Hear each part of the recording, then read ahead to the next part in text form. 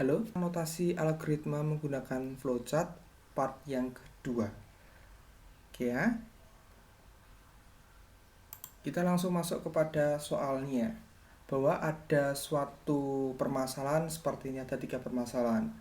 Dan pertanyaannya adalah, atau perintahnya adalah diminta untuk membuatkan algoritma menggunakan flowchart dari permasalahan berikut.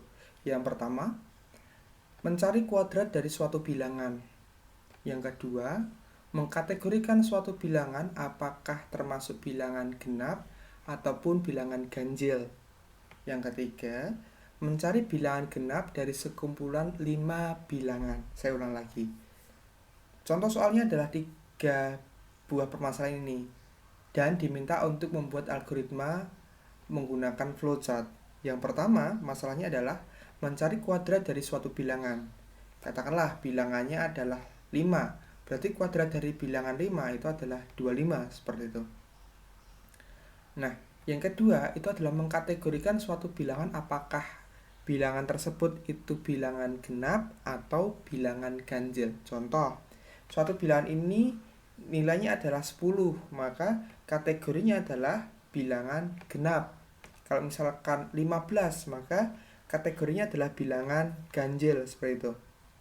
Ataupun yang ketiga, kita diminta untuk mencari bilangan genap dari sekumpulan 5 bilangan. Katakanlah saya punya 5 bilangan. 1, 3, 6, 8, sama 11.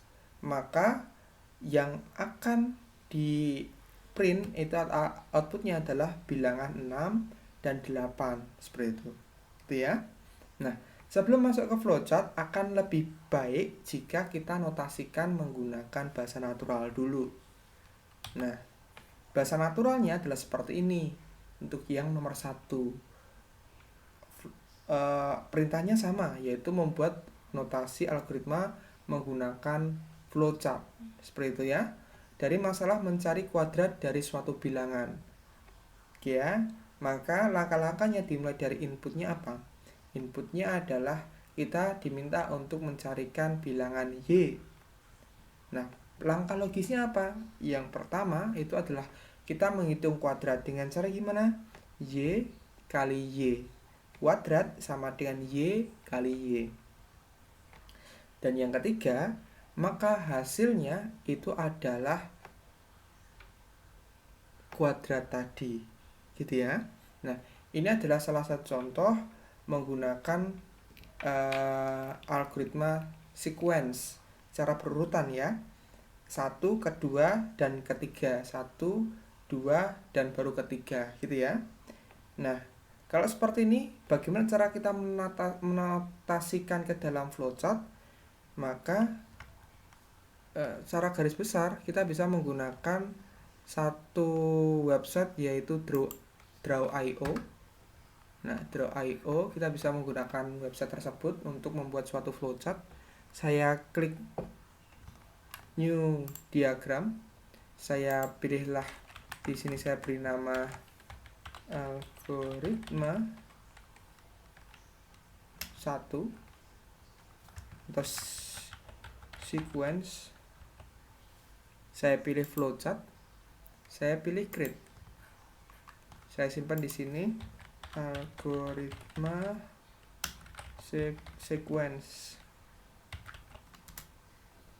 sequence. Nah,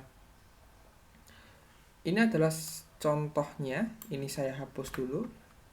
Diingat bahwa untuk membuat suatu algoritma, maka kita perlu yang pertama, kita perlu yang namanya titik di mana start dan titik di mana stopnya itu berada, seperti itu ya. Nah, terminatornya seperti itu.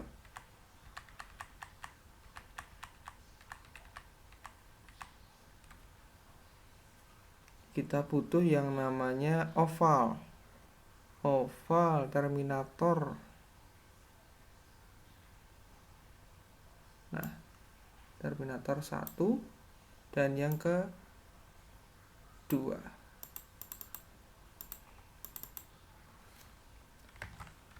Start di sini, stop. Ya. start dan stop. Saya balik lagi ke dalam sini yang kita minta tadi. Nah, setelah start dan stop, kita akan meminta inputan gitu ya. Berarti kalau minta inputan, maka simbolnya adalah jajar genjang. Nah, ini datanya. Datanya apa? Seperti itu. Coba kita perbesar.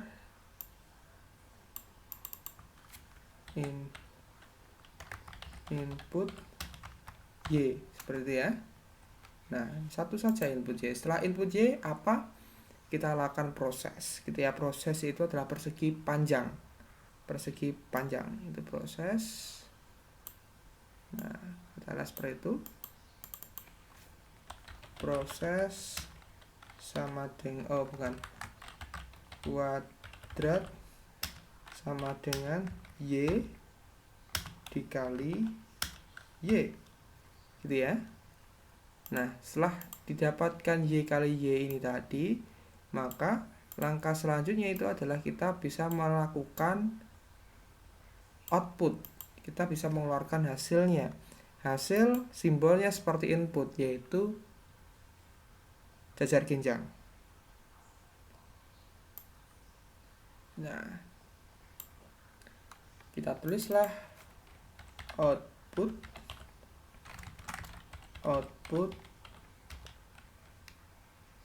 adalah kuadrat. Itu saja. Nah, itu ya. Kita baru sambungkanlah. Nah, ini 1, 2, 3, 4. Nah, cara garis besar seperti ini tinggal dirapikan ke kanan dan ke kirinya seperti itu, gitu ya. Ini adalah yang pertama. Kita bisa lakukan snipping tool untuk mencetak hasilnya.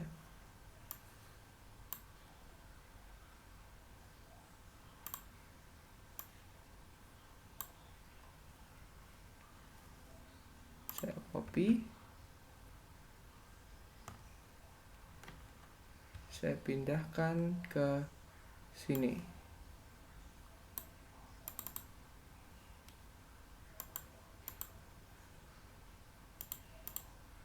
Ini saya buat new cut layer. Maka solusinya adalah seperti ini. Ya. Nah, 1.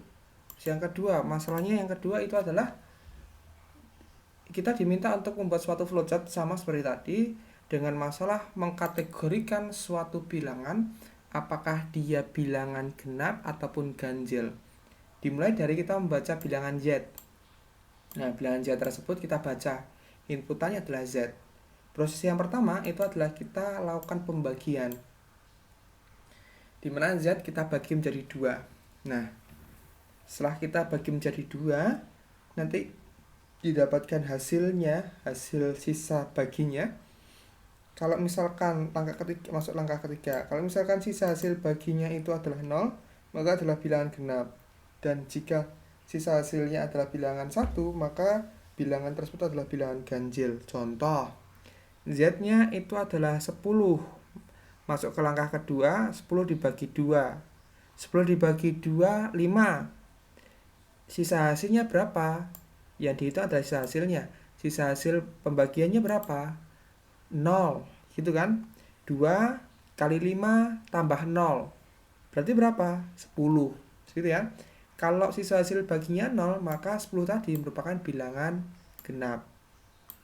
Tetapi contoh yang kedua, tapi katakanlah 33, katakanlah Z-nya adalah 33. Maka langkah kedua kita masuk. Hitunglah sisa pembagian dari 33 dibagi 2. 33 dibagi 2 itu adalah 16. 16 kali 2 itu masih 32.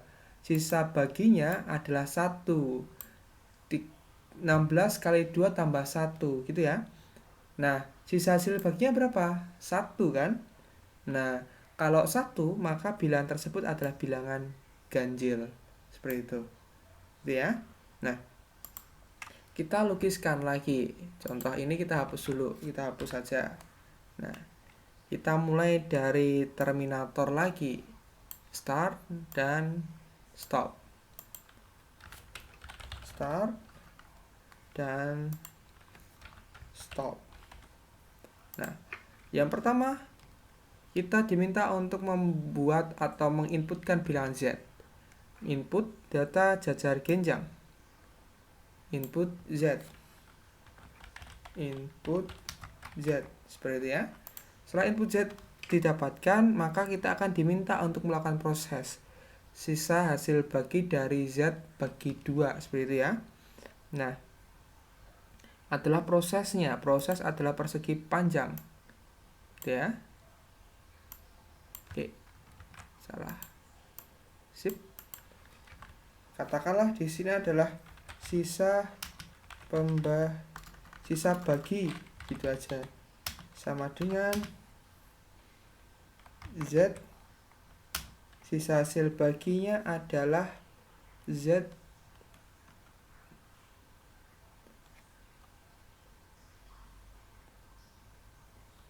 sisa hasil bagi ini namanya modulus 2. Nanti saya jelaskan apa itu artinya modulus.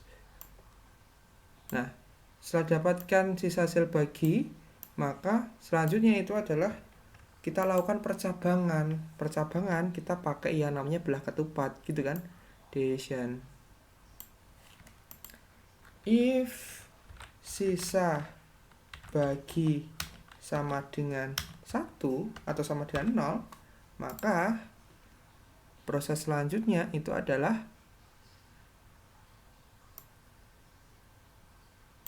kategori sama dengan bilangan genap. Jika dia tidak bilangan genap, jika dia sisa hasil baginya bukan 0, maka bilangan ganjil. Nah, oke, terus setelah itu baru kita sambung-sambungkan panahnya. 1, 2,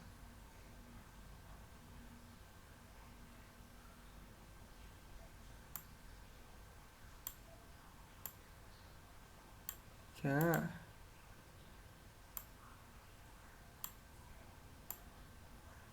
4, 5. Nah, tidak. Ya.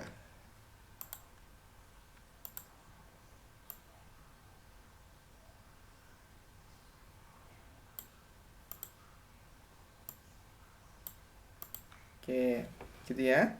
Nah, sekarang dimulai dari start. Start, baru masuk ke input Z, baru didapat atau diproses sisa hasil baginya dari pembagian Y di Z dibagi 2, sisa hasil baginya berapa. Baru masuklah langkah ketiga, jika sisa baginya 0, jika iya, maka kategorinya adalah bilangan genap. Jika tidak, maka kategorinya adalah bilangan ganjil. Baru masuk ke stop. Seperti itu.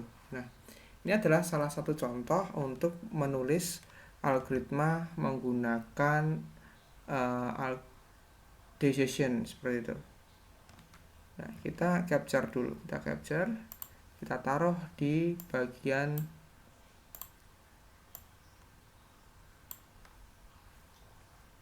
copy. Kita taruh di duplicate, paste.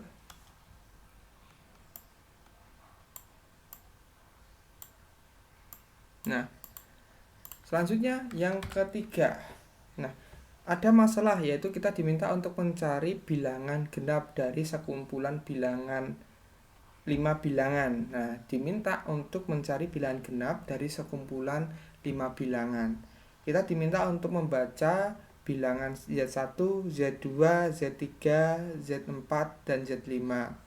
Nah, di sini ada algoritma looping seperti itu, atau algoritma repetition seperti itu. Yaitu ada perulangan di sini. Kita ulangi A sebanyak 5 kali, mulai dari 1 sampai ke 5. Yang dieksekusi adalah sisa hasil bagi yang kayak tadi. Gitu ya, coba kita lakukan. Nah, ini kita hapus dulu. Kita mulai dari awal gitu ya. Kita mulai dari awal, dimulai dari start dan stop. Setelah itu baru kita masukkan input gitu kan. Input berarti jajar genjang. Inputnya adalah input Z1, Z2, Z3, Z4, Z5. Nah, ada 5 buah input di sini. Z1 sampai Z5. Nah, dari inputan ini akan dilakukan looping. Dia akan dilakukan repetition seperti itu. Repetition tersebut, maka kita butuh yang namanya simbol segi 6, simbol segi 6. Segi 6-nya mana? Nah, ini simbol preparation. Kita lakukan preparation, diingat yang kita ulangi sebanyak 5 kali gitu kan. Kenapa kok 5 kali? Karena ada 5 buah bilangan. Berarti kita taruhlah di sini for, ini saya hapus dulu, saya taruh di sini for A sama dengan 1 to 5.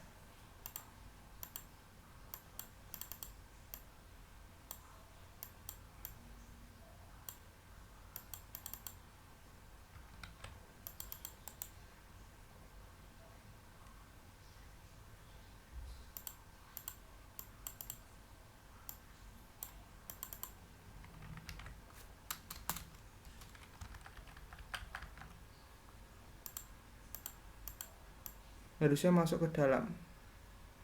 Sementara oke lah, sementara oke dulu. Kita pakai ini dulu. Nah, for A sama dengan 1 to 5 seperti itu. Seharusnya ini masuk ke dalam ya. Nah, ini akan dieksekusi sama 5 kali. Gitu ya. Setelah itu baru kita lakukan proses. Prosesnya adalah sisa bagi sama dengan ZA.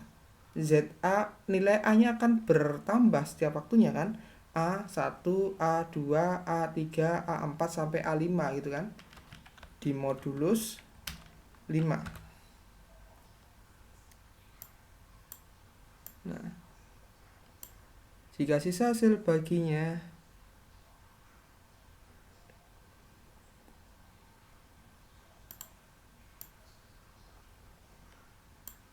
if sisa bagi sama dengan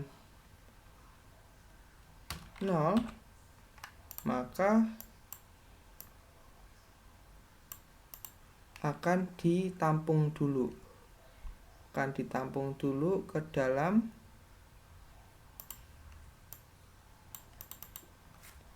bilangan genap sama dengan ZA.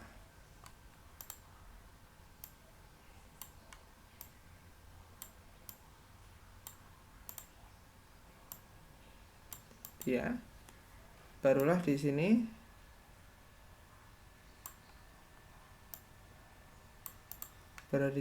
akan di-outputkan atau akan dikeluarkan berupa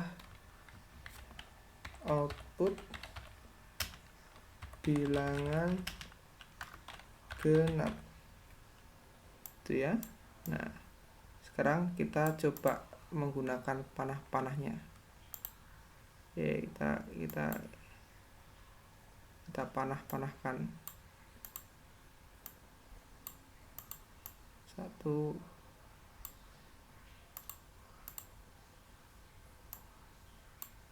2, arah ke bawah.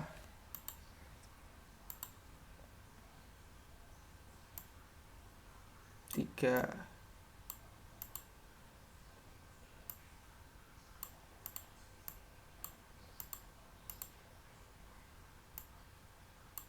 4,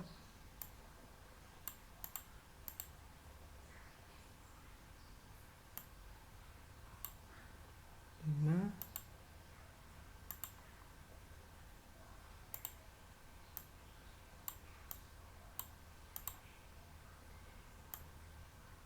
6.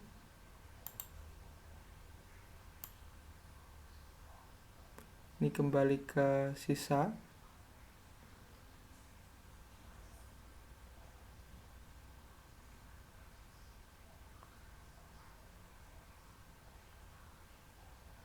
Kembali ke sini, kembali ke loopingnya.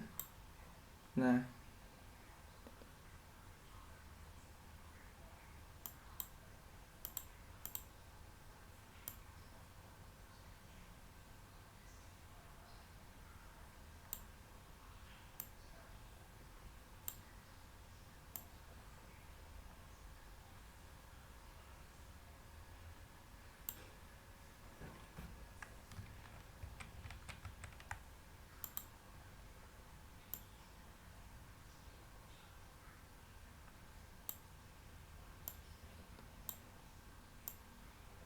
seperti ini saja. Oke.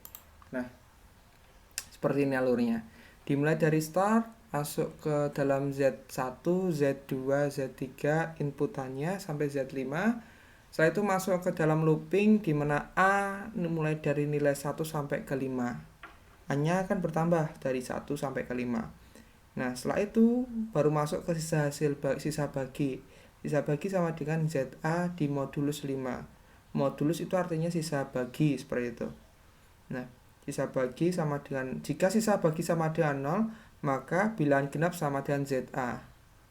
Nah, bilangan genap sama dengan ZA masuk ke dalam atas lagi. Oke, ini salah. Ini salah saya.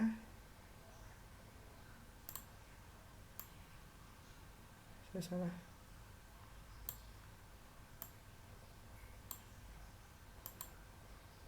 Ini juga salah.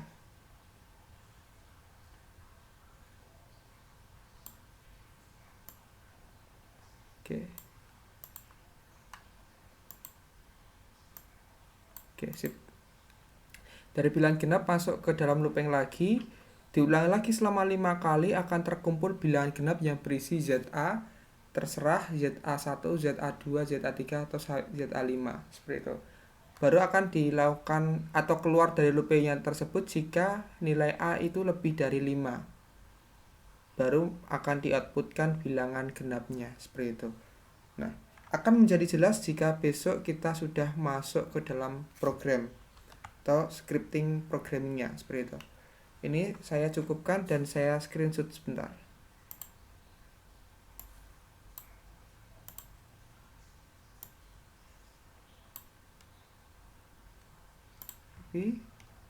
Saya pindahkan di sini.